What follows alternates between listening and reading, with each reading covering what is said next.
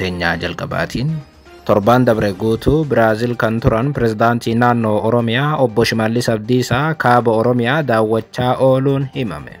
Imala obbo Shimallis Abdiisaa kana hordofee qondaalli Biltsiginnaa duraanii obbo Taayyee Danda'aa immoo bakka waboon jiru deemuu maltan jechuun obbo Shimallis Abdiisaatiif gaaffii torba dhiyeessaniiru. Shimallis Biraazil irraa deebi'uu fi kaaba Oromiyaatti imala taasisuu bal'inaan isin biraan geenya. Oduu biraatiin gaazexaan Riippoortar paarlaamaatti argamee akka hin gabaafne dhoorkamuu ibse. Qormaata miidiyaa biyyattii mudachaa jiru bal'inaan isin biraan geenya. Oduu biraatiin Israa'eloonni Itoophiyaatti imalan akka of eeggatan mootummaan Israa'el akeekkachiise. Namoonni 3 dhukkuba koleeraatiin Israa'elitti qabamuu hordofee mootummaan Israa'el rifateera. Maaltu uumame? Guutuu isaa isin biraan geenya. Oduu teenyaa xumuraatiin Itoophiyaan foon affeelame Chaayinaatti erguu fi jedhame. Foon harree Chaayinaatti erguudhaan Afrikaa irraa sadarkaa lammaffaa qabdi jedhamuun tan qeeqamtu Itoophiyaan amma immoo foonumaa bilcheesseen isiniif erga isin nyaadhaa jechuun Chaayinaaf ergaa dabarsiteetti. Gabaasa guutuu isin biraan geenyaa akka mooltan daawwattootaaf hordoftootaan olee Global Media. Oduu odeeffannoo keenya galgala kanaa qabannee dhufneeti jirra. Odeeffannoo keenya ijoo isaa amma dhageessan guutuu isaa isin biraan geenya. Haga xumuraa sagantaa keenyaatti dhaggeeffachuun yaada qabdan gara koomentiitiin nuuf barreessaa. Viidiyoon keenya namoota hedduu biraa akka dhaqqabuuf immoo like, share, subscribe godhuun dagatinaa isiniin jenna. Kallattumaan gara gabaasa bal'aattiin isin qajeelcha.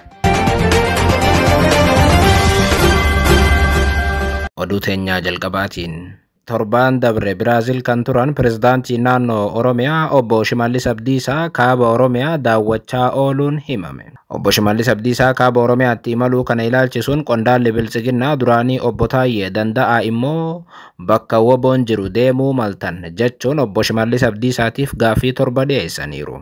Haaluma kanaan jilli pirezidaantii mootummaa naannoo Oromiyaa obbo Shimallis Abdiisaatiin durfamu daawwannaa sochiilee misoomaatiif godina Shawaa kaabaa akka oole ibsame.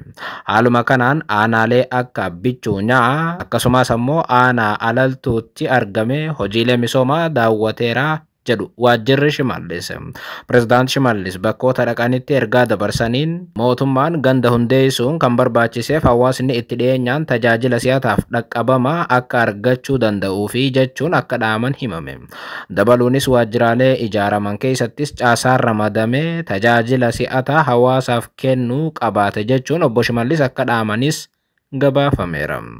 Gama biraatiin aanaa Abbichuu Nyaa wayitagaan obbo Shimallis Abdiisaa haasawaa godhaniin mootummaan fayyadamummaa qonnaan bulaatii fi horsiisee bulaa dabaluu fi inisheetiivoota qonnaa garaagaraa bocuun hojiirra oolchaa akka jiru dubbataniiru jedhame.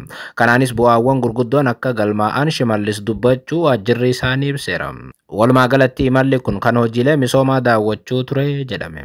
Imalli obbo Shimallis Abdiisaa kaaba Oromiyaatti godhan kun kan dhaga'ame tibbana erga torbaaniif Biraazil turanii galanii booda ture.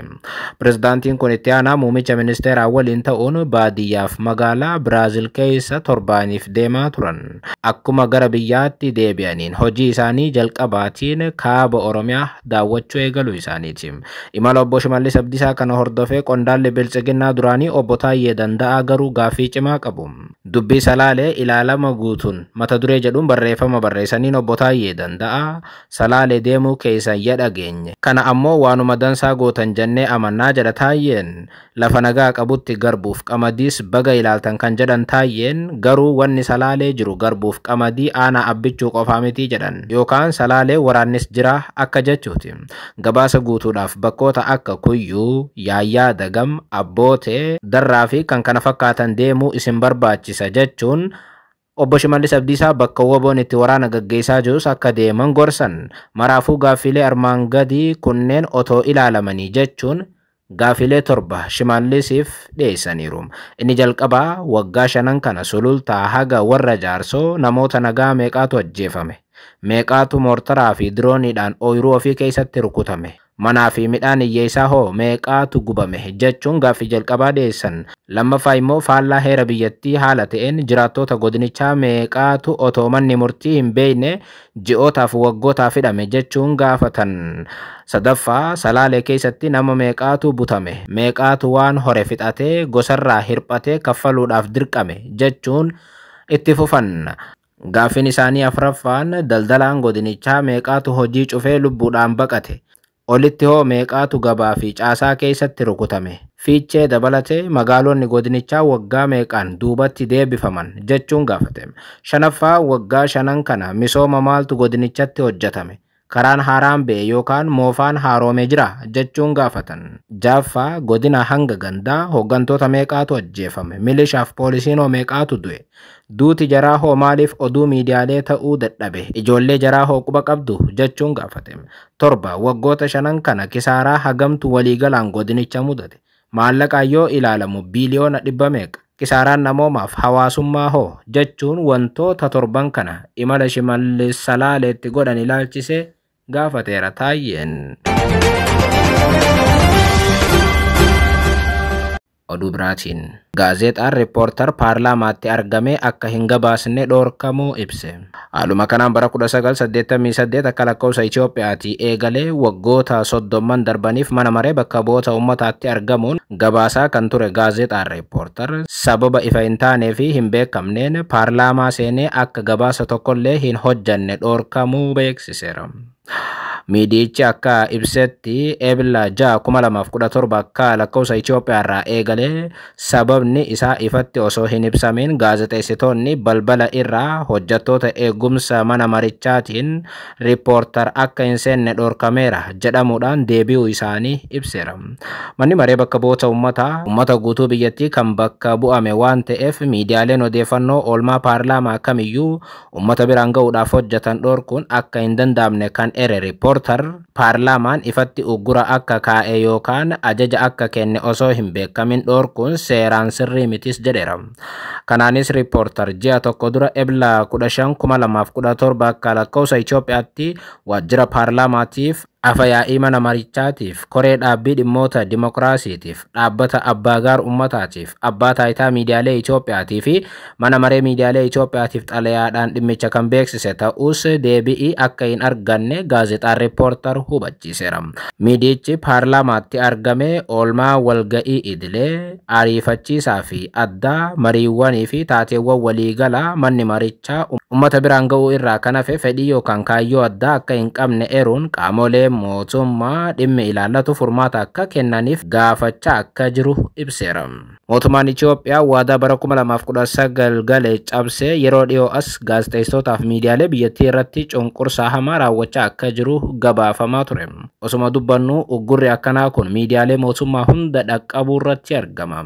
Ammatti Faanaa fi EBS irraa kan hafe miidiyaaleen mootummaa hundi balaa jala akka jiranis gabaafama. Akkuma yaadatamu torbaan tokko dura OBN oduu erga hojjetee booda mootummaan naannoo Oromiyaa akeekkachiisee oduu sana haqsiisuun ni yaadatama.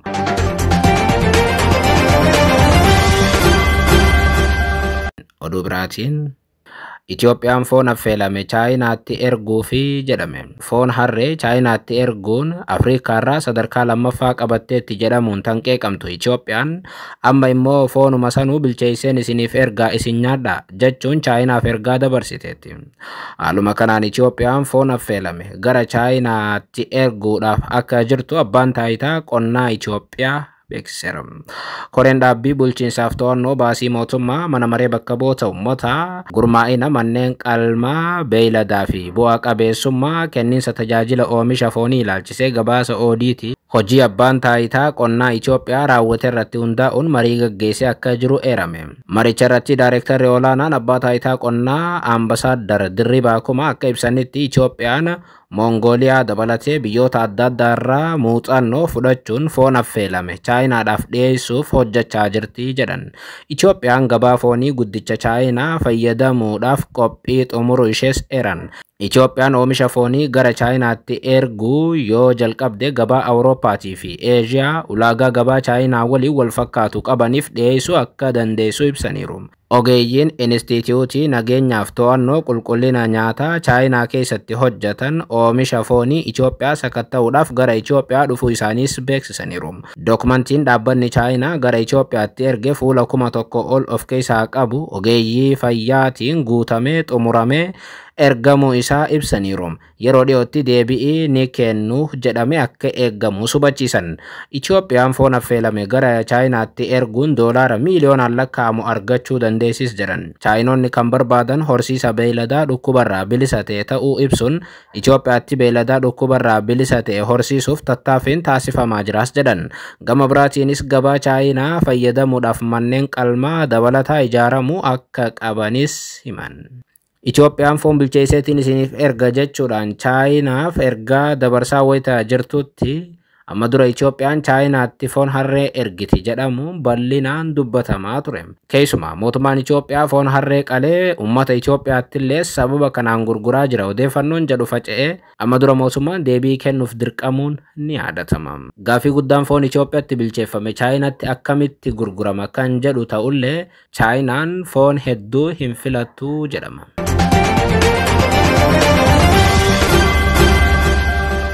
Oduu teenyaa xumuraatiin Israa'eloonni Itoophiyaatti imalan akka of eeggatan mootummaan Israa'el akeekkachiisa laate. Namoonni 3 dhukkuba koleeraatiin qabamuun Israa'el rifachiise. Namoonni koleeraan qabe kun Itoophiyaa irraa kan dhufanidha jechuun Israa'el Itoophiyaan akka dhukkubsattootaatti ibsite. Ministeerri fayyaa Israa'el ibsa arra baaseen namoota 3 irratti dhukkubni koleeraa argamuu isaa kaasuun kunis taatee waggoota dheeraa booda yeroo duraatiif Israa'el mudateedha jechuun ibsan. Dhukkubsattoota keessaa 2 Israa'eloota Itoophiyaa keessatti dhukkuba kanaan qabaman yoo ta'u, namni sadaffaan immoo namoota dhukkuba kanaan qabame faana hariiroo waan qabuuf dhukkubichaan qabame jechuun guutummaatti maddi dhukkuba koleeraa Itoophiyaa akka ta'etti ibsan ministeerichi. Akkuma beekamu koleeraan garaa kaasuu badaan beekama. Kanaanis dadhabbii qaamaa cimaa fi du'a illee dhukkuba fiduu danda'udha. Koleeraan baay'inaan hanqina qulqullinaaf eegumsa fayyaa irraa kan dhufu yoo ta'u, biyyoota Afrikaa keessatti ammallee waa'een dhukkuba kanaa qormaata ta'eera. Addatti ammoo Itoophiyaan dhukkubicha waliin wal'aansoo qabu itti fufteetti. Hoogganaan ministeera fayyaa Israa'el ibsa arra gaazexeessitootaaf kennaniin lammiileen Israa'el yookaan imaltoonni gara Itoophiyaa imalan akka bishaan Itoophiyaa hin dhugnes gorsan. Akkasumas ammoo nyaata daandii irratti gurguramu wayita Itoophiyaa deemtan hin nyaatina jechuun gorsaniiru. Mootummaan Israa'el garuu namoonni kun yoom Itoophiyaa deemanii yoom dhukkuba kanaan qabaman kan jedhu bal'inaan waan ifa godhe hin qabu. Garuu jarri kun amma garaan yaasuu akka eegalee ibsan. Ta'us garuu waan lammii Itoophiyaa hamilee tuqu dhukkubni kun maddi isaa Itoophiyaadha jechuun ifatti dubbatan.